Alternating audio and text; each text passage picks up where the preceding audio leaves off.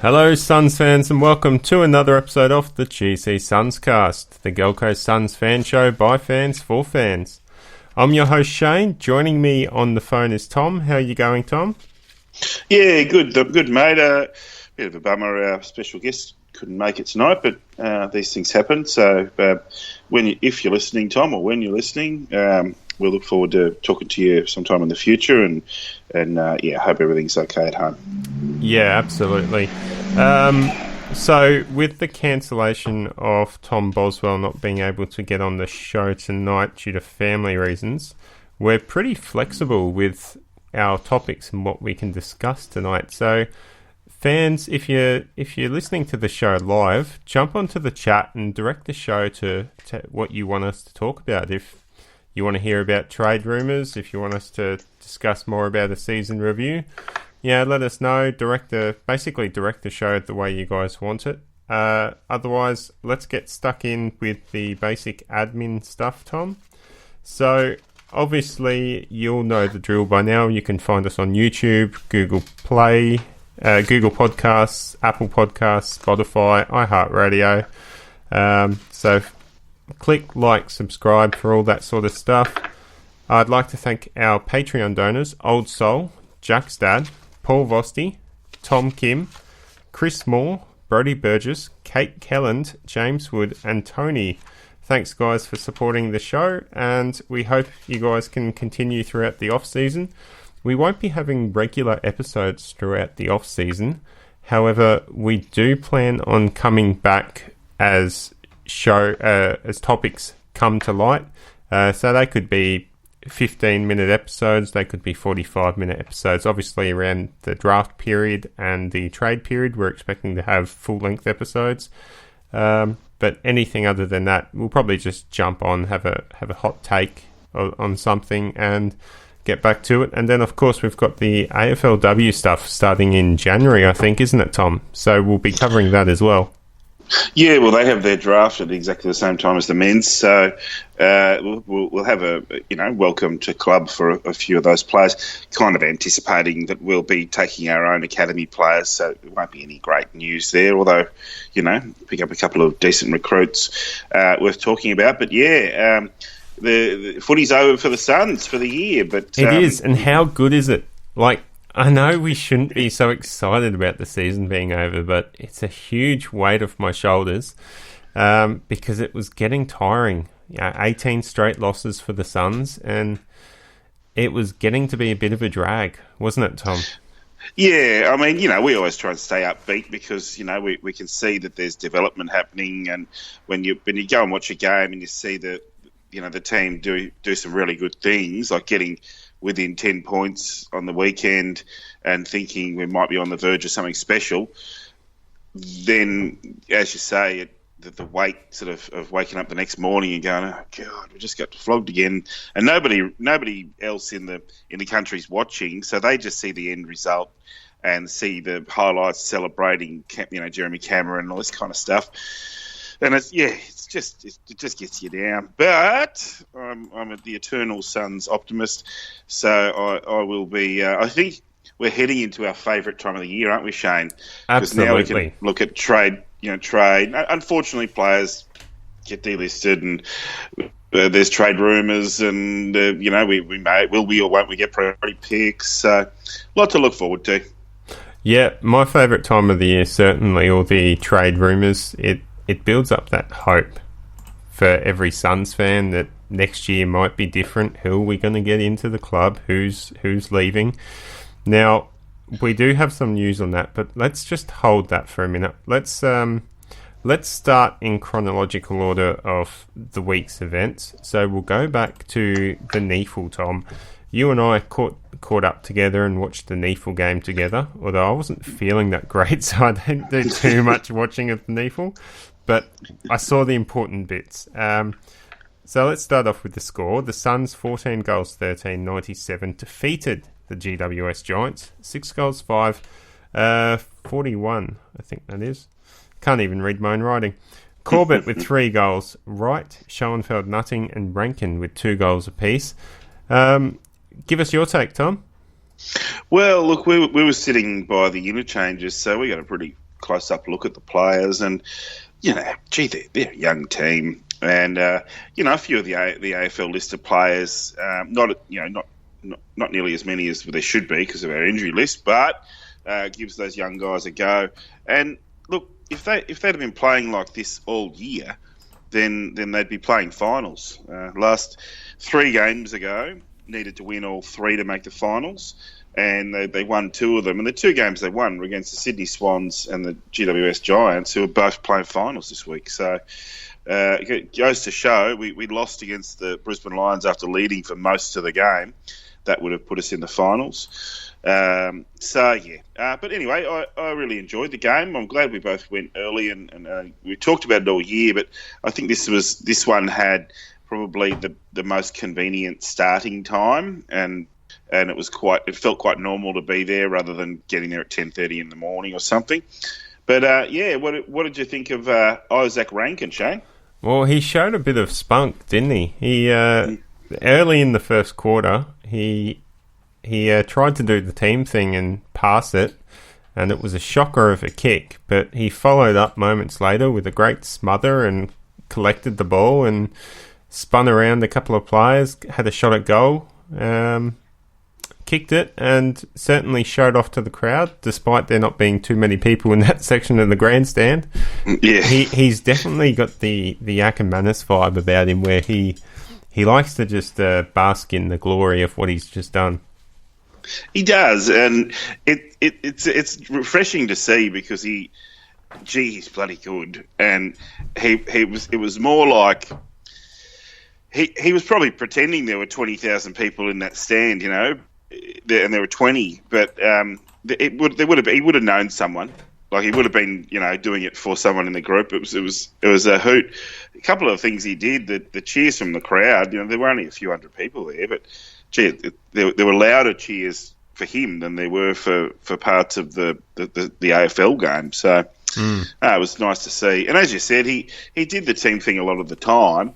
It's when he just this pure natural talent when he just cuts loose and does his own thing. He's just brilliant. Okay, so I've got the 3 highest disposal getters for the Suns in that game. George Holland-Smith with 38, Fletcher with 33, and Shear with 28. Did George Holland-Smith dominate as much as what his stats say he did? I really like Holland-Smith in the NEFL team. They always seem to do really well.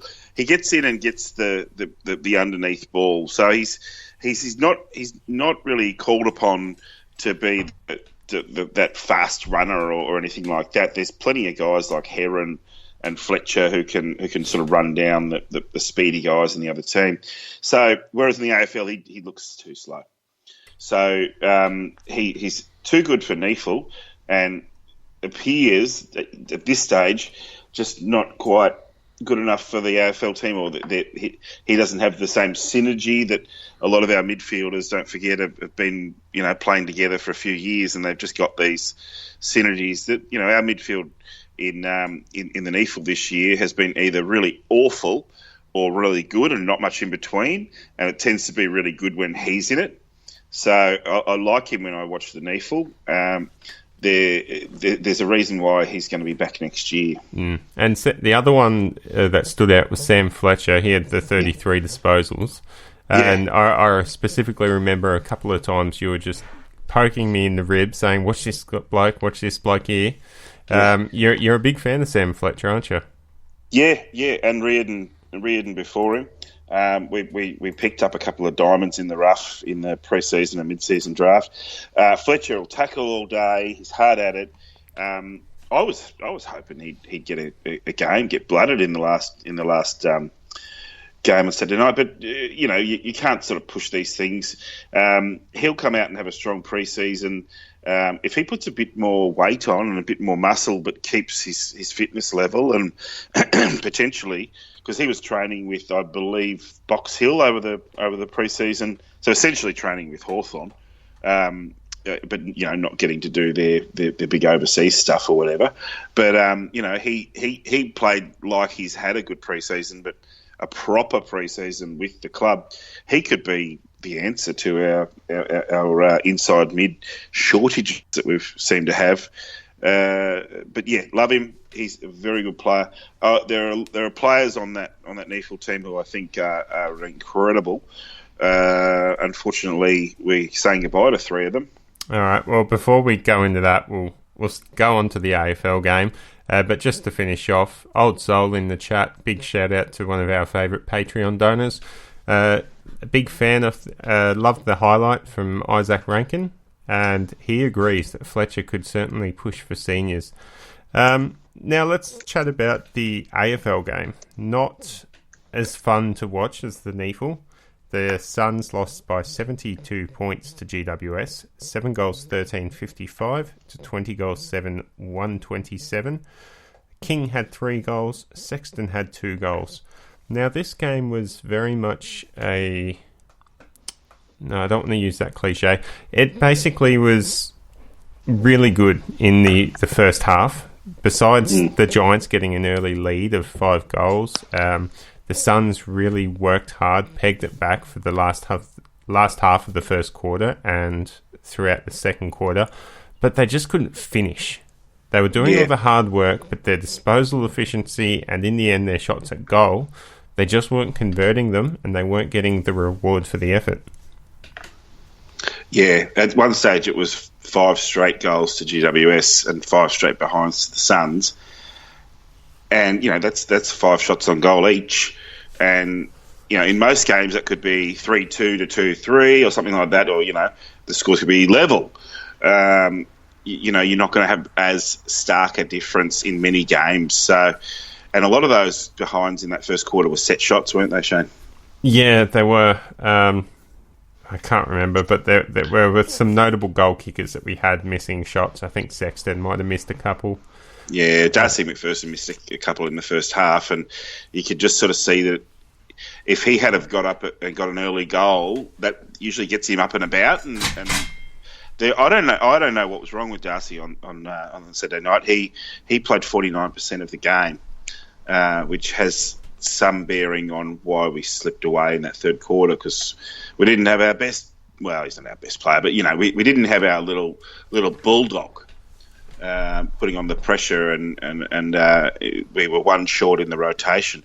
Don't know that there was necessarily any injury that they've announced, but there's something because he didn't play. And after half time, besides a minor fight back for probably the first 5 minutes of that third quarter, where the Suns got within, I think, 2 goals. The Giants quickly from then on in, it was all the Giants. They kicked quite a number of goals in a row. I can't remember the exact figure.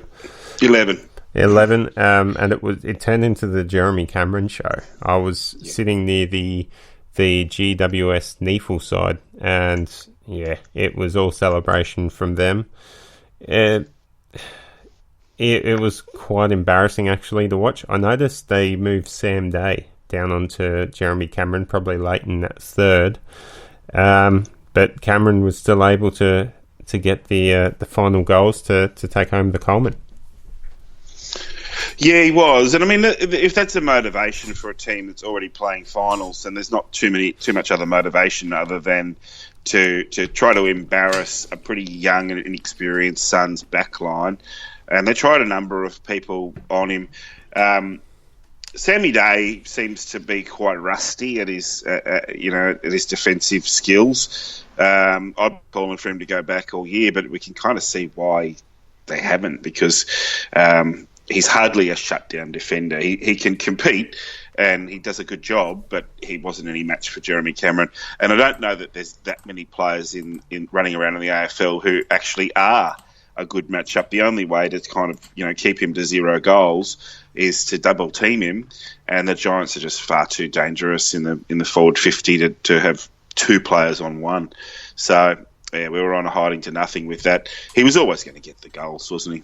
Yeah, he was. And basically from after that mini fight back from the Suns at the start of the third, it really wasn't worth watching the rest of that game. It was a sad way to send off some club legends in Michael Riscatelli.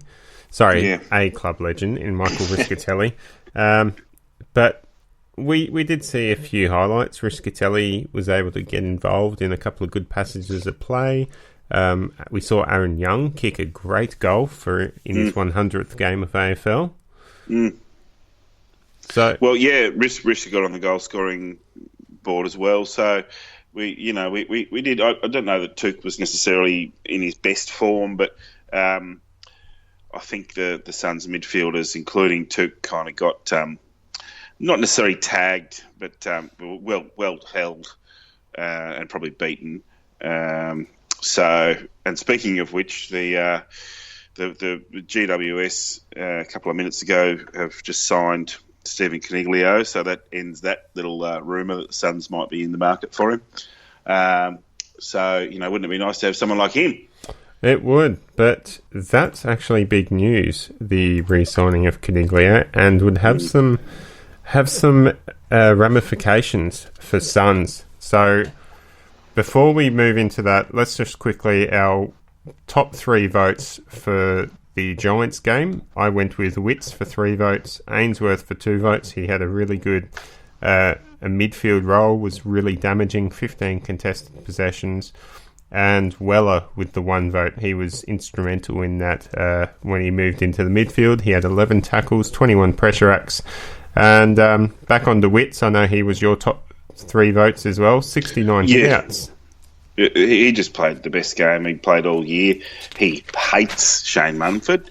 He was going into contests like I haven't seen Witts go into a contest like that, where he really he would go in and make the body-on-body contact first, and then and I mean Mumford's a very physical ruckman, but Witsy just dominated him, and Mumford is one of the top 10 ruckmen of ever. He's posted a couple of really good seasons, and he's past it now, but he's still very good. So yeah, and last time they faced each other.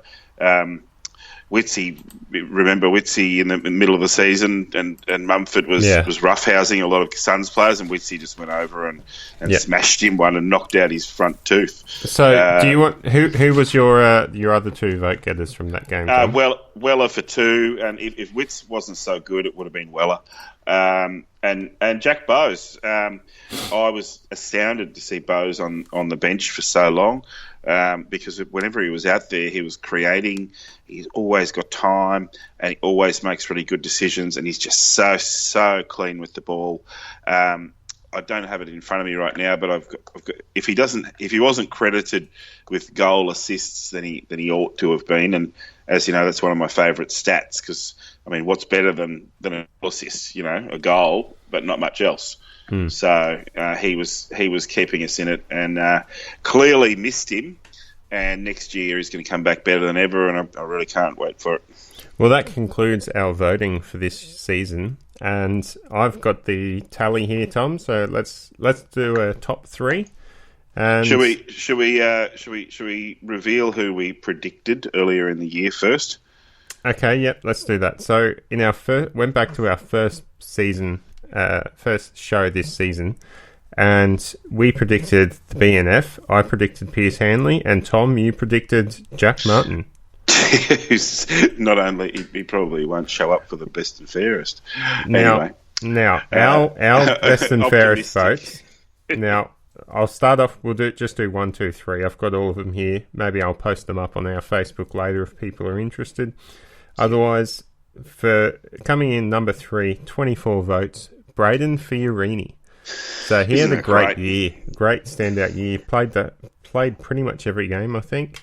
He did, and that's the first time he's had some really injury-riddled years. He isn't as developed as he should be by this stage, or rather, it's taken him this long to become this developed, and it should have been sort of a year or 2 ago when we were seeing this kind of footy. But yeah, he just had a cracking year, didn't he? Yeah, he did, and fortunate enough to meet the Fiorini family a few weeks back, and I can certainly tell you that his father taught him everything he knows. All right, so number 2 is Jared Witts on 28 votes. So great standout, and as you've been talking, Witts is leading, or he's the leader in the competition for ruckman. Well, he's just had the very best statistical season for hit-outs in the history of the AFL. And he had the most hit-outs ever and the most the most ruck contests ever and the most successful hit-outs. And for him to not make All-Australian, I mean, there's a very strong case there because Gawn was not as strong as he was last year. So you've got Gawn running at about 90%, and the argument that I would strongly push would be that Witts would at 100% is better than Gawn at 90%. But look, we're in an era where there's probably about 5 elite ruckmen, and we've got one of them. So, it's a piece in the puzzle. It's really important. You said at the start of the year that the player that we could least afford to lose was Jared Witts.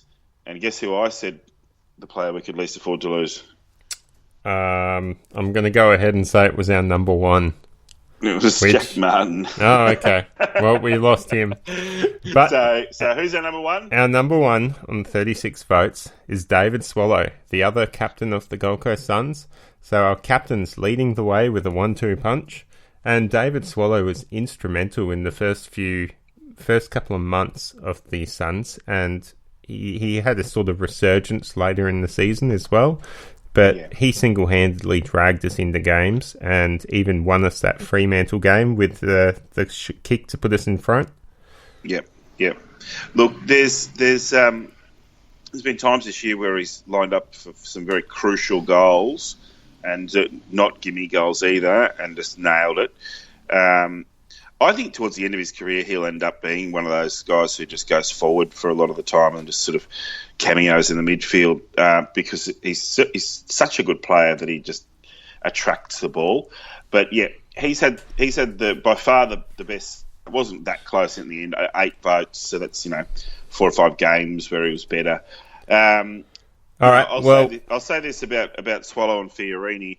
They were our best midfielders, but they were probably the ones who had the heaviest tags.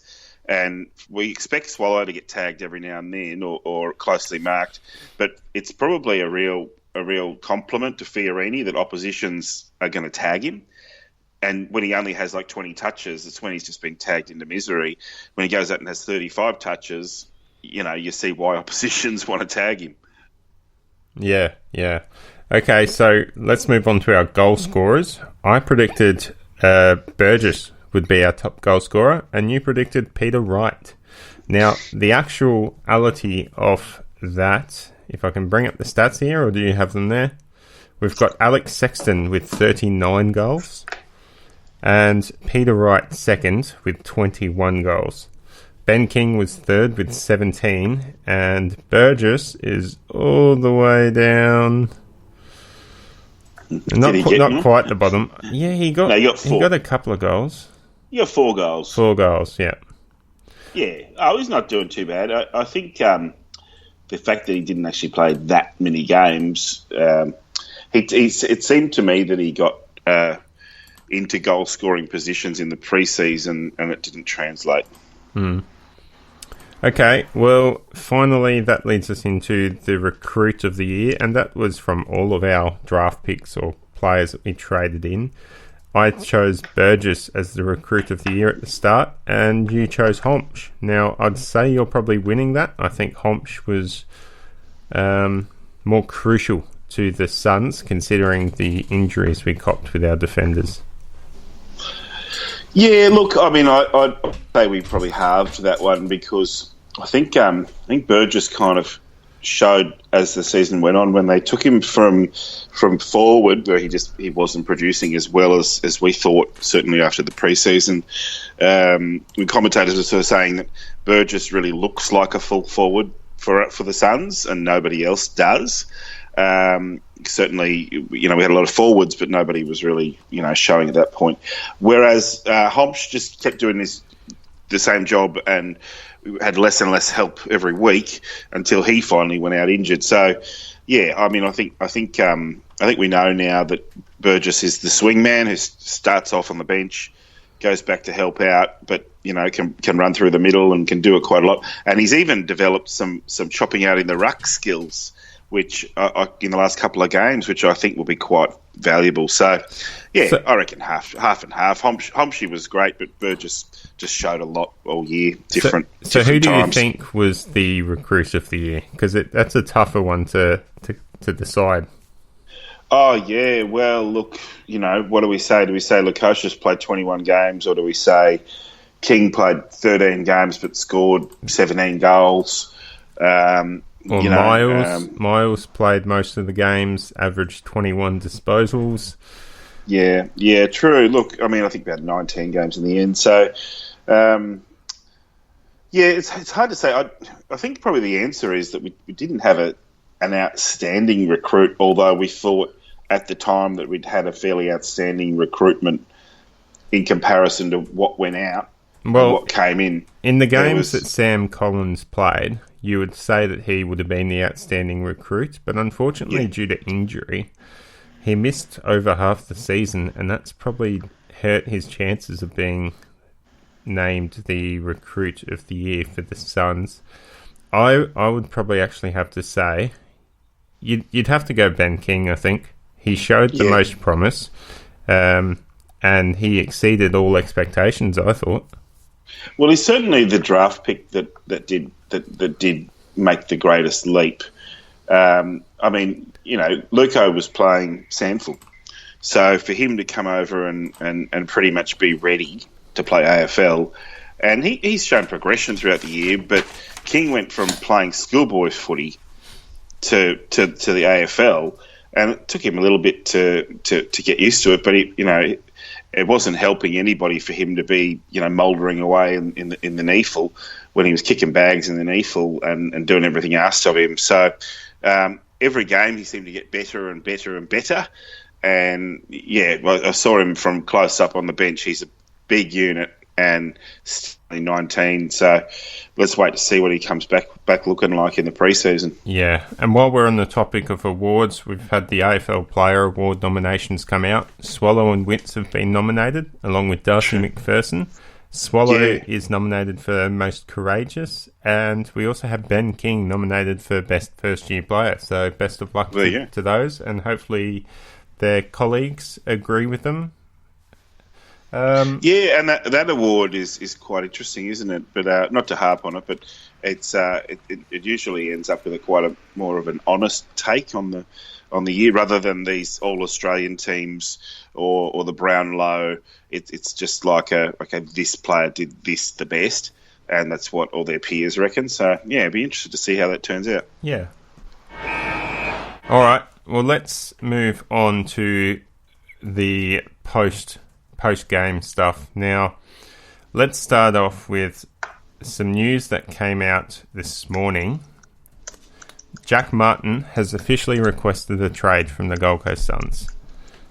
So, as we were just discussing with the Stephen Coniglio news, which has just come about, that's actually going to increase interest in Jack Martin as one of the few premier key pieces in this trade period, and hopefully that will up his value and essentially up what the Suns can get back. Well, certainly the talk around the traps on social media is that today suddenly Jack Martin's not a very good player at all, and I just think it's hilarious how people try.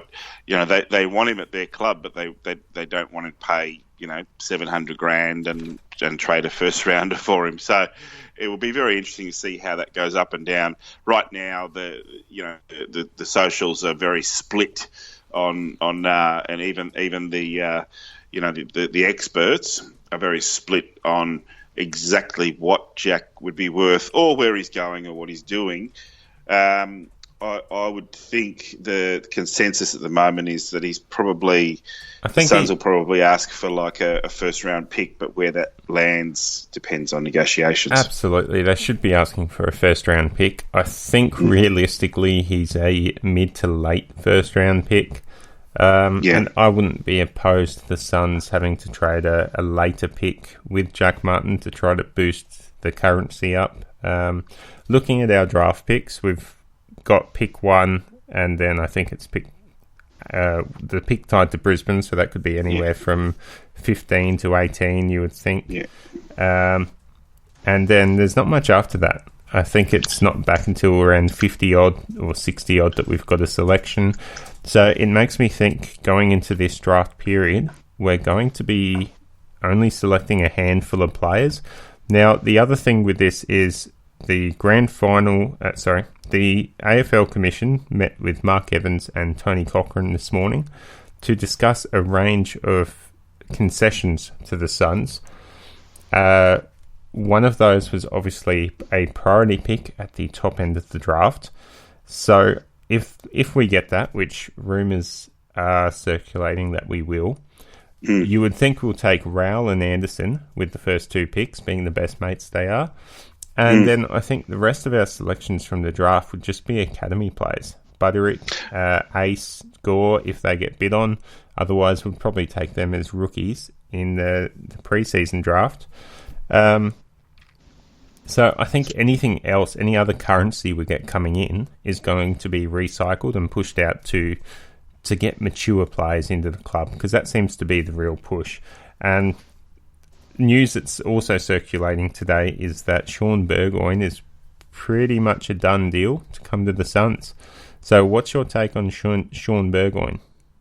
Well, this is something that I just sort of had a bit of a read of just before we went to air. I've been hoping that this would happen.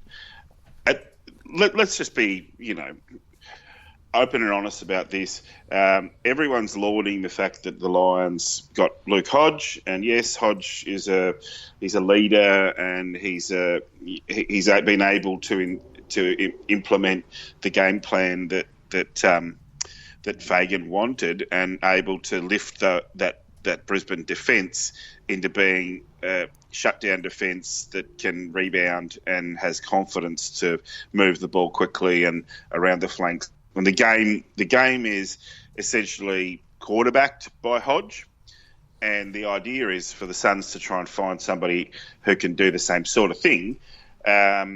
Although the same game plan doesn't seem to be what they want, but that's probably a good thing. And they think that Burgoyne's the person to do that. So I firmly believe if he comes in and plays a couple of seasons, doesn't have to play every game, but he wants to get to 400, doesn't he, Shane? He does, and to do that, he'd probably have to play 2 seasons at the Suns.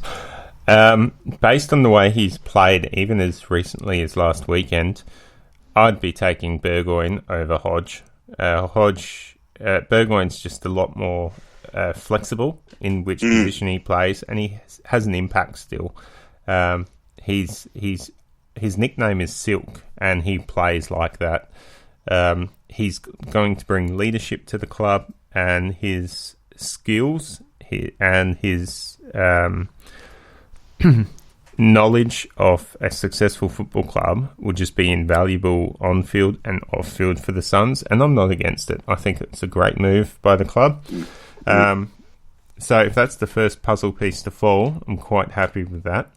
Now we've got the other thing is that he's a family man. I think he might have 4 kids, and wife and 4 kids is a pretty big family to just up and move. But he's already upped and moved once in his career from Adelaide. So you would wonder if the Suns is becoming like the 3rd South Australian club. If he was going to move here, it would need to be a long-term deal that involves playing and then coaching. And I think that'd be really good for several reasons. It'd be good for the women's team to have someone like him around the club. He's a 5-time premiership winner.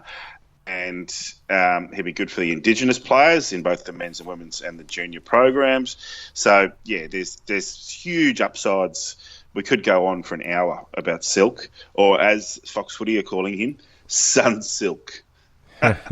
Okay, well, Old Soul in the chat doesn't agree with me. He'd rather have Hodge over Burgoyne. I personally don't think Hodge is able to play footy next year. He looks too cooked for me, but he does have a great footy IQ, so I can understand where Old Soul's coming from.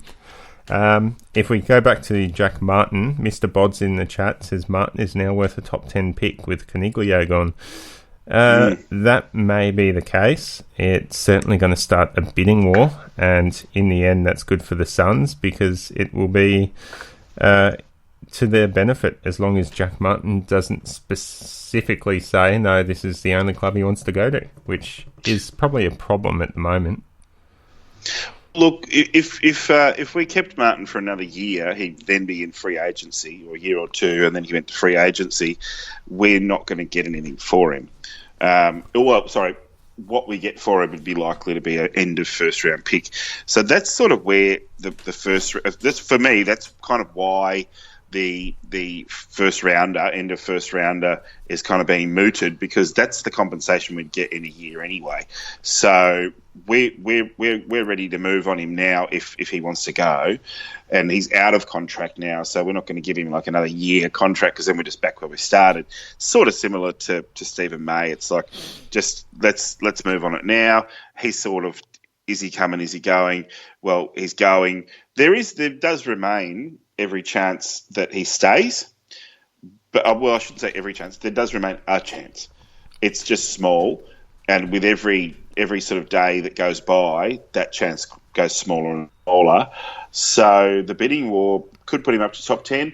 I'm going to put it out there and say St Kilda will put up pick 5, or which will probably end up being pick 6, because the value of pick 5 or 6 will actually diminish on draft night because we're going to get the priority pick and potentially Tom Green gets bid on by GWS. So St Kilda's number 5 pick on the indicative order is going to get pushed back and back and back. But if they trade it and they ask for Jack Martin and something else from us, then, or next year's second rounder or something like that, then we move up the draft board up to 5, which, as I said, would end up being about 7. Okay, I'm not so sure on that St Kilda. I think they're up to their eyeballs in trying to secure Brad Hill from Fremantle. Well, Stephen Hill re-signed today. So he did, unfortunately, and the Suns were going after him, but rumours are that he failed the medical test for the Suns, so he's agreed to stay with Fremantle. But we know Essendon, Carlton, Hawthorn, the Bulldogs, and St Kilda are interested in Jack Martin, and I also believe North Melbourne were inquiring earlier in the year. So there's at least 6 clubs in Victoria all interested in Jack Martin, and they all, well, I think they all have a first round draft pick, with the exception of Essendon, who gave it away for Dylan Shield last year. Okay, so let's move on to news that came out just before we came to air tonight. The Suns have delisted their first 3 players, Leslie, Shear and Nutting. Do you want to give us a background on these guys, Tom, and their list spots? Yeah, so it does free up. Well, as we go to air, there are 5 list spots now vacated. Which I guess you could look at that and say that that's a good thing because we need to vacate spots. First, we'll start with Brad Shear, academy player. So it seems like he's been with the club for a very long time. He was delisted last year and then re-rookied for a year. Seems like a pretty harsh decision to get rid of him after 1 year on the rookie list when he had 2 more years remaining to win his spot back. However, the hard decisions have had to be made and have started with Sheary. Jack Leslie spent an eternity on our list and was very starved of opportunities under May and Thompson, and when he did come into the team, it was when one or both of them was injured. So he was a late first round pick. He could have become anything. Unfortunately for Jack, it's just that kind of year. Every year we have someone like him who's been around for quite a while, and we just have to let them go because you got to make room. And the third one is one I'm pretty salty about. I'm pretty dirty about it, actually. It's Connor Nutting, who is a senior listed player, not even a rookie, and he has unfortunately been delisted. Now, no word yet as to whether Connor Nutting might be offered the lifeline that Shear and Leslie were offered last year, which was to come back onto the rookie list. if they don't do that, I'll be really, really disappointed, because Connor Nutting has played 36 NEFL games. He's kicked about that many goals. He can play up forward. He can play down back. He can play out on the wing. He is only 19. He isn't even 20 years old yet. And he's been playing for 3 years in the NEFL team. So he was senior emergency a couple of times. I'm just devastated.